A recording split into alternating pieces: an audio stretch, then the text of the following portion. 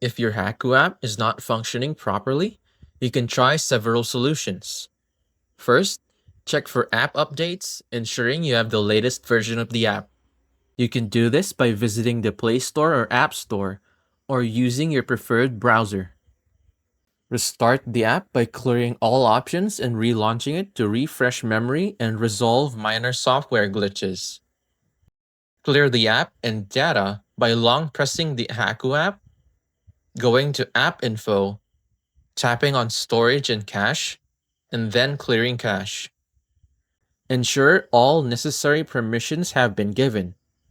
Additionally, secure a stable internet connection by switching between Wi-Fi and mobile data. If none of these solutions work, delete the Hacoo app and reinstall it to ensure a fresh version free from potential corruption. For more content like this, like and subscribe to the channel.